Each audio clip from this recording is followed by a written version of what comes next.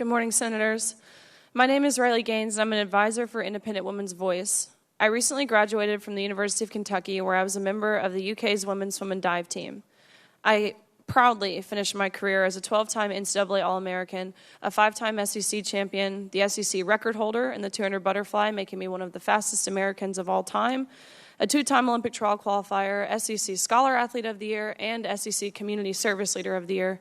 But all of that to say that it's a lifelong journey competing at that level, and it's impossible to put into words the amount of sacrifice and dedication that it takes. On March 17th of 2022, my teammates and I, as well as female swimmers from universities around the country, were forced to compete against biological male Leah Thomas. Thomas was allowed to compete in the women's division after competing as a member of the University of Pennsylvania's men's swim team for 3 years as Will Thomas. We watched on the side of the pool as Thomas swam to a national title in the 500 freestyle, beating out the most impressive and accomplished female swimmers in the country, including many Olympians and American record holders, by body lengths. Previously, Thomas had been ranked 462nd at best in the men's division the year prior. The next day, I raced Thomas in the 200 freestyle, which ended up in a tie. We went the exact same time down to the 100th of a second. Having only one trophy, the NCAA handed it to Thomas and told me I had to go home empty-handed. And when I asked why, which was a question they were not prepared to be asked, I actually appreciate their honesty because they said, Thomas, it was crucial. Thomas had it for picture purposes. Thomas had to have it for the pictures. I felt betrayed. I felt belittled. I felt reduced to a photo op. But my feelings didn't matter.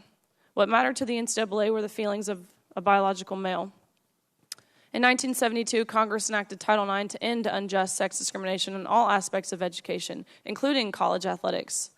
But by allowing Thomas to displace female athletes in the pool and on the podium, the NCAA intentionally and explicitly discriminated on the basis of sex.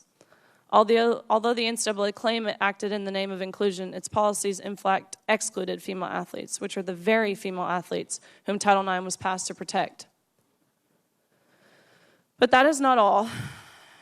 In addition to being forced to give up our awards and our titles and our opportunities, the NCAA forced me and my female swimmers to share a locker room with Thomas, a 6'4", 22-year-old male equipped with and exposing male genitalia. Let me be clear about this. We were not forewarned we would be sharing a locker room. No one asked for our consent, and we did not give our consent. And I'll set the scene. A swimming locker room is not a place of modesty. You're undressing, you're fully exposed, and we were forced to take off our swimsuit in front of a man who was doing the exact same thing. If nothing else, I truly hope how you can see this as a violation of our right to privacy and how some of us have felt uncomfortable, embarrassed, and even traumatized by this experience. I know that I don't speak for every single person who competed against Leah Thomas, but I know I speak for many because I saw the tears. I saw the tears from the 9th and 17th place finishers who missed out on being named an All-American by one place. And I can attest to the extreme discomfort in the locker room when you, from these 18 to 22-year-old girls, when you turn around and there's male eyes watching in that same room. And I can attest to the whispers and the grumbles of anger and frustration from these girls who, just like myself, had worked our entire lives to get to this meet. And I can attest to the fact that around the country, these female athletes who opposed the inclusion of Leah Thomas in the women's divisions were threatened, intimidated, and emotionally blackmailed into silence and submission. But unfortunately, our experiences are not unique.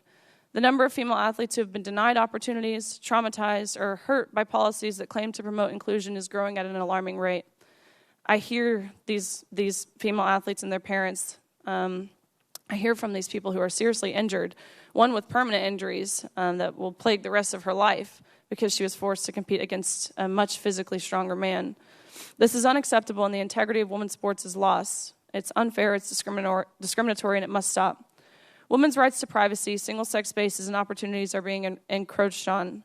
Sports, sororities, locker rooms, dorm rooms, shelters, prisons. Some have tried to tar those of us speaking up for women's safety, security, and opportunities as transphobic or bigoted, and this is untrue. I've heard from people within this community, gay, lesbian, and trans-identifying Americans that agree females should not be asked to step aside and make room for male-bodied individuals no matter how they identify. Defending women's rights is not anti-anyone. Believing in biology is not bigoted. And following the science that there are only two sexes and that there are very real and important differences between the two sexes is not hateful, it's fact. I'll end with a quote very briefly from tennis legend Martina Navratilova. There will always be significant numbers of boys and men who would beat the best girls and women in head-to-head competition. Claims to the contrary are simply a denial of science.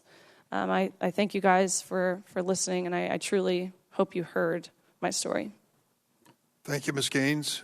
I'm Steve Doocy. I'm Brian Kilmeade. And I'm Ainsley Earhart. And click here to subscribe to the Fox News YouTube page to catch our hottest interviews and most compelling analysis.